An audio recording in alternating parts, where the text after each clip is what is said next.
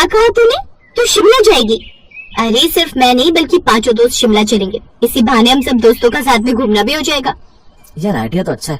वैसे भी कॉलेज के एग्जाम खत्म हो गए और हमें भी तो ब्रेक ले लेना चाहिए। और वैसे भी चंडीगढ़ से शिमला है ही कितनी दूर। ठीक है, तो फिर तेरा फ्राइडे ही हम सब शिमला के लिए निकल रहे हैं। मैं हम 5 की बस की टिकट बुक करवा देती हूँ। अरे तेरा दिमाग खराब हो गया। ट्रिप पर जाने की बात भी कर रही है और कह रही है कि बस में चलेंगे। हम कार से चलेंगे यार। अंकित बिल्कुल ठीक कह रहा है। मैं अपने भाई की गाड़ी ले चलूंगा। अरे आराम से घूमते हुए खाते पीते चलेंगे शिमला। 5 दोस्त शिमला जाने का प्लान बना लेते हैं और शुक्रवार के दिन वो सभी शिमला की ओर निकल पड़ते हैं। 5 घंटे के सफर के बाद धीरे धीरे शिमला की ठंडी हवाएं उनके चेहरे को छूने लगी और पहाड़ों की खूबसूरती उनके दिल में उतरने लगी। साथ ही चारों तरफ बर्फ से ढके हुए पहाड़ भी थे और उसी भीड़ के बीच एक छोटा सा ठेला जिस पर बड़े प्यार से लिखा था, राजा देसी बर्गर वाला, एक बार खाओगे दिल से याद करोगे। लोग उसके इस ठेले पर लिखी बात को पढ़कर मुस्कुराते भी। कुछ ग्राहक ठेले को इग्नोर करते हुए मैकडी में चले जाते, तो कुछ जिनकी जेब का बजट कुछ ज्यादा नहीं था वो उसके ठेले पर ही बर्गर खाने आ जाते, क्योंकि 20 रुपए का बर्गर उन्हें कहीं और कहाँ मिलता। उस रोज वो काफी थक गए थे, इसलिए खाना खाकर शाम को जल्दी ही सो गए। फिर अगली सुबह शिमला में हल्की हल्की बर्फ गिर रही थी। राजा अपना ठेला लेकर काम पर जाने की तैयारी कर रहा था। लगाई दो पार हमरी नैया, अरे ओ रख भैया। राजा को इतनी सुबह तैयार होता देख उसकी माँ बोली, राजा आज बाहर ठंड है, बर्फबारी भी हो रही है, ऐसे में तू आज कहाँ अपना बर्गर बेचेगा? ऐसा कर आज तू रहने दे, वैसे भी कौन सी बड़ी कमाई हो जाएगी। लोग तो बड़े बड़े रेस्टोरेंट में जाते हैं, तेरे ठेले पर कौन आएगा? माँ, बड़े रेस्टोरेंट में बैठकर खाने में उनको मजा आता होगा, लेकिन जो स्वाद मेरी सस्ते बर्गर में होता है ना, वो महंगे रेस्टोरेंट में नहीं होता। अच्छा मैं चलता हूँ। और सुनो माँ, तुम भी अपना ध्यान रखना, दवाई समय पर खा लेना। हाँ हाँ खा लूंगी, और तूने करनी तो अपने मन की है ना। ठीक है जा, लेकिन सुन ध्यान से जाइयो।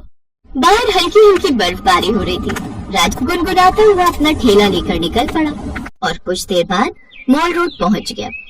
फिर कुछ देर बाद मॉल रोड पर भीड़ लगने लगी।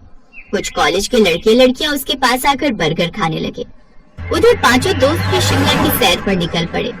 कुछ देर बाद, अरे वो देखो बर्गर, चलो यार बर्गर खाते हैं। वैसे भी इस मौसम में गर्मा गर्म बर्गर खाने का एक अलग ही मजा होगा।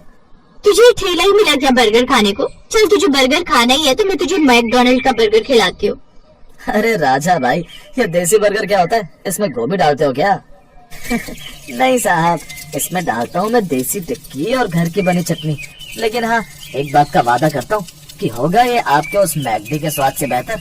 बोलो बना दूं या नहीं? मैकडी से भी ज्यादा टेस्टी। अरे चलो ट्राई करते हैं, वैसे भी 20 रुपए का ही तो है। क्या यार अंजलि, तू भी कहाँ इस ठेले वाले की बातों में आ रही है? फिर राजा ने मक्खन में बन सेका, उसमें गर्मा गर्म आलू टिक्की रखी। लीजिए मैडम, शिमला का असली स्वाद, अगर पसंद ना आए तो कहना। रिया ने अकड़ते हुए उससे वो बर्गर लिया। फिर जैसे ही उसने एक बाइट ली तो वो चौंक गई। अरे ये तो सचमुच में बड़ा ही टेस्टी है, उस मैकडी के बर्गर से भी। फिर दोस्तों ने भी खाना शुरू कर दिया। सबको राजा के हाथ का बना वो बर्गर बड़ा पसंद आया। धीरे धीरे उसके पास भीड़ और भी बढ़ती गई और कुछ ही देर में उसका सारा स्टॉक खत्म हो गया। वाह भाई राजा, तुमने तो कमाल कर दिया। अब राजा और उनकी दोस्ती हो गई। राजा ने उन्हें शिमला में घूमने की कई जगहें भी बताई। फिर 2 दिन बाद उसके ठीक सामने एक अमेरिकन बर्गर कैफे खुला, जिसमें चमकती लाइटें, एसी हॉल, अंग्रेजी गाने, जिसमें एक बर्गर की कीमत थी 200 रुपए। रॉकी सूट बूट पहने राजा के पास आया। देखो भाई, ठेला हटाओ, हमारे जैसे बड़े ब्रांड के सामने तुम टिक नहीं पाओगे। साहब, मैं कोई ब्रांड तो हूँ नहीं, लेकिन मुझे पूरा भरोसा है अपने देसी बर्गर पर। फिर रॉकी हंसते हुए चला। फिर अगले दिन तेज बारिश होने लगी। अचानक से सड़कें खाली हो गई। राजा का ठेला भी भीग रहा था। उस रोज कोई सैलानी उसके पास नहीं आया। जो भी आ रहे थे वो बारिश के चक्कर में उस अमेरिकन कैफे में चले जा रहे थे। अपने होटल के कमरे की गैलरी में खड़ी रिया ये सब देख रही थी। साथ ही उसे राजा का वो मासूम चेहरा भी बार बार याद आ रहा था। उस रोज उसकी बिल्कुल भी कमाई नहीं हुई। अंदर रेस्टोरेंट में खड़ा रॉकी जैसे उस पर हंस रहा हो। उसी समय एक बुजुर्ग व्यक्ति के पास आए। बेटा, सुना है यहाँ देसी बर्गर मिलता है? जी बाबूजी, अभी बनाता हूँ। फिर जैसे उस बूढ़े आदमी ने बर्गर खाया तो उनकी आंखों में आंसू आ गए। क्या हुआ बाबूजी? इसमें बिल्कुल मेरी पत्नी की बनाई हुई बर्गर जैसा स्वाद है, वो भी ऐसे ही चटनी बनाती थी, ऐसा ही देसी बर्गर। फिर राजा की आंखें भी नम हो गई। उस दिन राजा ने समझा कि उसका बर्गर सिर्फ खाना नहीं बल्कि यादों का स्वाद बन गया था। तभी उस अमेरिकन कैफे से कुछ ग्राहक चिल्लाते हुए बाहर आए। जी, ये भी कोई स्वाद है? कितना बेकार स्वाद है इस 200 वाले बर्गर में। तुमसे अच्छा बर्गर तो सामने वाला वो राजा बनाता है। क्या स्वाद होता है उसका, वो भी बस 20 रुपए में। अब उस कैफे से निकलकर सभी ग्राहक उसके ठेले के पास खड़े हुए। भैया, हमें तो तुम्हारे हाथों का बर्गर खाना है। फिर राजा सभी के लिए बर्गर बनाने लगा। ग्राहक अब 2-2 बर्गर उससे लेकर खाने लगे। कुछ ही देर में उसके सारे बर्गर बिक गए। उसी दिन रिया ने ये सब उसका वीडियो बनाकर सोशल मीडिया पर डाल दिया। साथ ही कैप्शन में लिखा, शिमला का सबसे सस्ता और स्वादिष्ट बर्गर। अब उसका वीडियो वायरल हो गया। अगले दिन मॉल रोड पर लाइन लग गई। अब रॉकी के रेस्टोरेंट में कुर्सियां खाली रहने लगी। राजा की मेहनत देख रिया उसे पसंद करने लगी। अब वो किसी न किसी बहाने से उसके ठेले पर आ जाती। राजा भी उसे मन ही मन पसंद करने लगा। रिया, हम दोनों बहुत अलग हैं। तुम शहरी अच्छे घर की लड़की हो और मैं ठहरा एक देसी लड़का जो सिर्फ एक ठेला लगाता है। राजा, जिंदगी जीने के लिए एक अच्छे जीवन साथी की जरूरत होती है।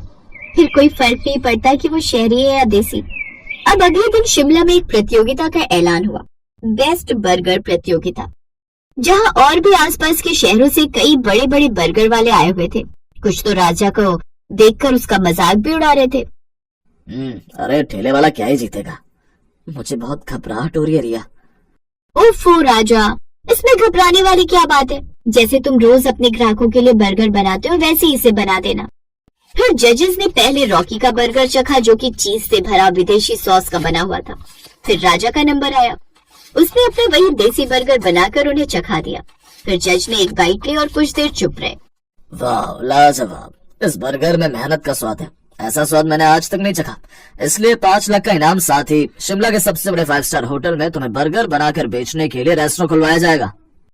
मैं गलत था, तुम्हारा स्वाद और मेहनत सच्ची है। फिर रिया ने राजा को गले से लगा लिया। सपनों को सच करने के लिए बड़े बड़े पैसे नहीं, बड़ा हौसला चाहिए, क्योंकि नाम से नहीं बल्कि काम से पहचान बनती है।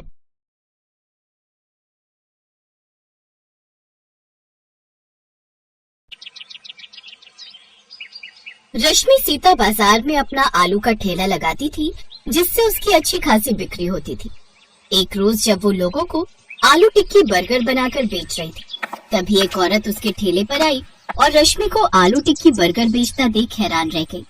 रश्मि, तुम वो भी आलू टिक्की बर्गर के ठेले पर? भला तुम पर ऐसी क्या मुसीबत आन पड़ी जो तुम ये आलू टिक्की का ठेला लगाकर बैठी हो? क्या बताऊं बहन, जब दौलत शोहरत थी तो मैं लोगों का मजाक उड़ाती थी। आज किस्मत ने मेरे मुंह पर ऐसा तमाचा मारा है कि अब मेरे दिन ऐसे हो गए हैं। वैसे बड़े दिन बाद मिले हैं। चलो तुम्हारे घर चलकर चाय पीते हैं, फिर बातें करेंगे। अच्छा 2 मिनट रुको, मैं ठेला बंद कर देती हूँ, फिर साथ में चलते हैं। वो जब रश्मि के घर पहुँचती है तो उसकी झोपड़ी देखकर हैरान रह जाती है। रश्मि, ये क्या है? तुम्हारा तो इतना बड़ा बंगला था, फिर ये सब? मुझे तो कुछ समझ में नहीं आ रहा। अंदर चलो दीदी, मैं तुम्हें सब बताती हूँ। रश्मि, इस बार हमारी वेडिंग एनिवर्सरी पर मैंने बहुत बड़ी पार्टी रखी है, तो तुम्हें जिसे भी पार्टी में बुलाना हो बुला लेना। अच्छा ठीक है जी, मैं लिस्ट बना लेती हूँ कि मेरी कौन कौन सी फ्रेंड्स आएंगी। और हाँ, साथ में अपनी बहन कोमल को भी फोन कर देना। ओफो अंकुर, उन्हें बुलाने की क्या जरूरत है? आपको तो पता ही है वो कितने गरीब है। अगर वो पार्टी में आ गए तो सबके सामने हमारी इंसल्ट करवा देंगे। अरे फिर कहाँ हमारा स्टेटस और कहाँ उन लोगों का। ये तुम कैसी बातें कर रही हो रश्मि? कोमल तुम्हारी सगी बहन है, भला उनके बारे में तुम ऐसा कैसे बोल सकती हो? वो बात नहीं है, मैं तो आपके भले के लिए कह रही थी कि जब तुम्हारी बिजनेस पार्टनर उस पार्टी में आएंगे तो वो क्या सोचेंगे कि आपके रिश्तेदार कैसे हैं। लेकिन खैर कोई बात नहीं, आप उन्हें बुलाना ही चाहते हो तो ठीक है, मैं उन्हें फोन कर दूंगी। अंकुर और रश्मि ने अपनी एनिवर्सरी पर बहुत बड़ी पार्टी रखी थी। तभी पार्टी में रश्मि की बहन कोमल अपने पति सूरज के साथ आती है। वो दोनों काफी गरीब थे, जिस कारण रश्मि उन्हें पसंद नहीं करती थी। वो पार्टी में बेहद ही सस्ते से कपड़े पहन कर आते हैं। अरे रश्मि, ये दोनों कौन है? नौकर है क्या तेरे? हाँ, नौकर ही है। पार्टी शुरू हो गई है और ये दोनों अब आ रहे हैं, मैं अभी इनकी खबर लेती हूँ। रश्मि जल्दी से उन दोनों को अपने कमरे में ले जाती है। अरे दीदी, आ गए आप दोनों? ऐसा करो, आप दोनों इसी कमरे में बैठो, तब तक मैं आप लोगों के लिए कुछ स्नैक्स भिजवाती हूँ। अरे नहीं रश्मि, अभी तो तुम्हारा एनिवर्सरी का केक कटना बाकी होगा ना, तो अभी से यहाँ बैठकर हम क्या करेंगे? हम भी बाहर ही चलते हैं। अरे नहीं, बाहर तो बहुत सारे मेहमान आए हुए हैं, आप लोग भी खामखा परेशान ही होंगे। इसमें परेशान होने वाली कौन सी बात है। तभी रश्मि की सहेली रोमा उसे ढूंढते हुए वहां आ जाती है। अरे रश्मि, तू यहाँ है, मैं तुझे कब से ढूंढ रही हूँ, और तू इनको यहाँ क्यों ले आई? बाहर मेरे बच्चे ने कोल्ड ड्रिंक गिरा दी है, इन दोनों नौकरों से बोलकर जरा साफ करवा देना। जी देखिए, आपको कोई गलतफहमी हुई है, हम इनके नौकर नहीं बल्कि रिश्तेदार हैं। मैं इनकी बहन हूँ और रश्मि मेरी दीदी है। क्या बहन हो?